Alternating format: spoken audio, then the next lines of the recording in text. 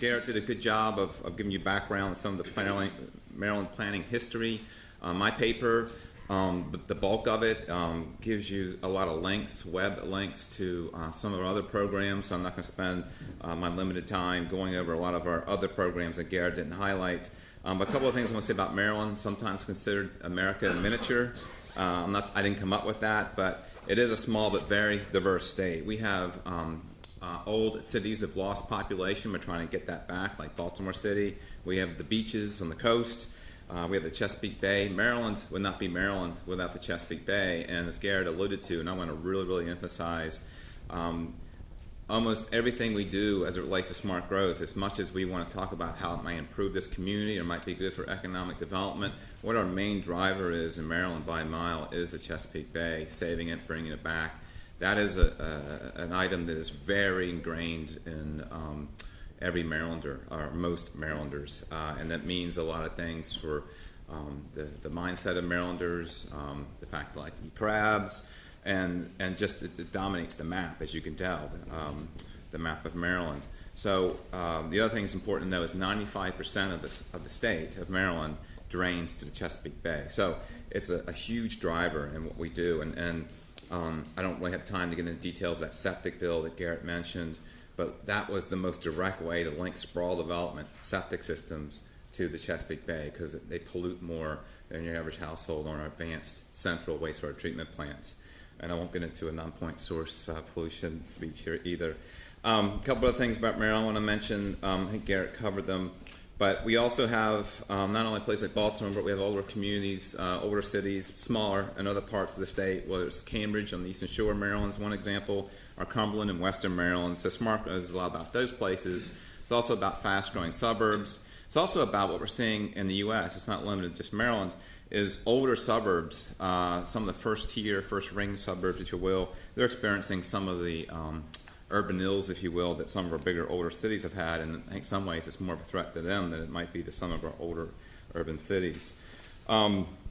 So some of the programs I want to highlight in Maryland, sort of building on what some of what Garrett was saying, is we have a lot of programs in Maryland, a lot of smart growth programs. We don't call each one of them smart growth, but we've been at this for a while. We were created, the Maryland Department of Planning was, in 1959.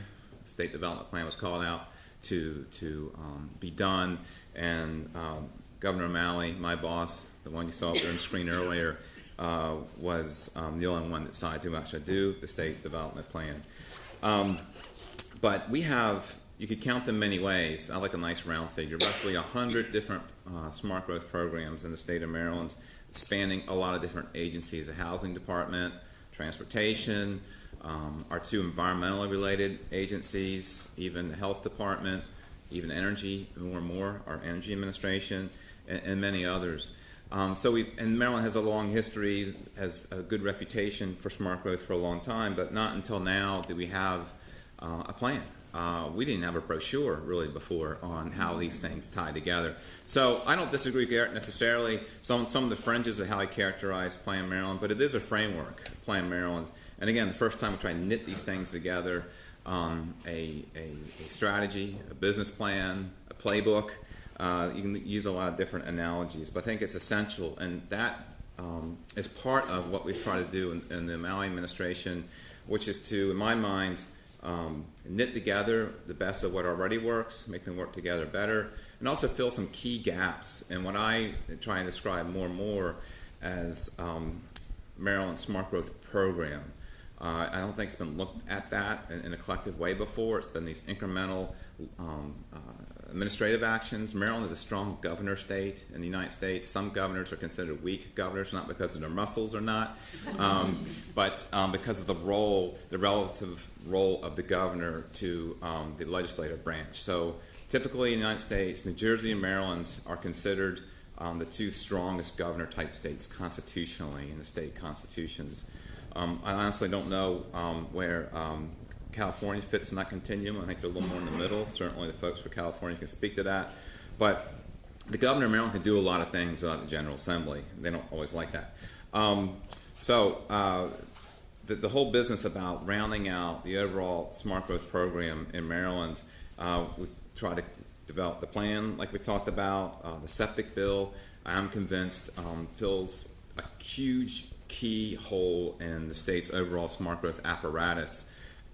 We've talked about sprawl for literally decades in Maryland, and there's never been one bill that went right at it. There was a bill that went at it to some degree in 1991, but that was unsuccessful. So this is the first program in the state that goes after statewide the biggest offender, in my opinion, the biggest offender to smart growth, which is that 2-acre lot on an individual on-site sewage disposal system is a technical term, but septic system, and they're not designed to remove nitrogen pollution, which is the main pollutant to the Chesapeake Bay and its rivers and streams.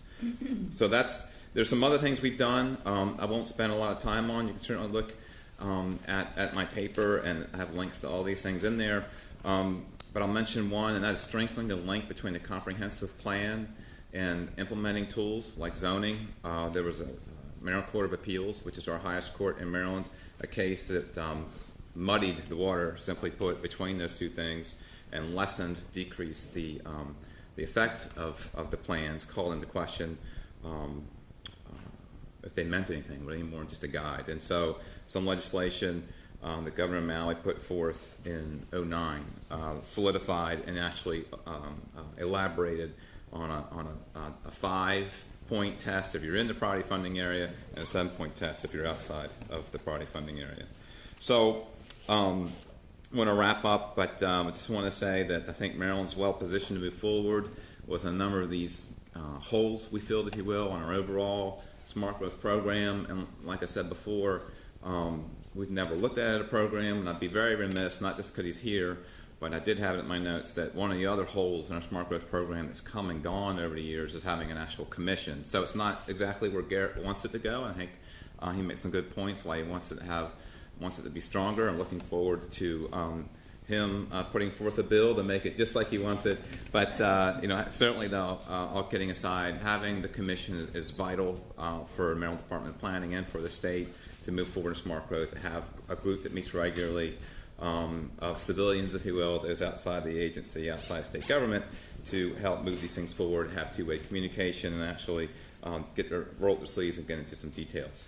So certainly a lot more to potentially talk about. But I do want to finish, if I may, with a James Joyce quote. Two very quick ones. James Joyce quotes I thought appropriate for today. I am tomorrow, or some future day, what I established today. I am today what I established yesterday, or some previous day. So it's a good planning quote, I think, from James Joyce. And I'll finish with this one. Mistakes are the portal of discovery. So there you go. Thank you.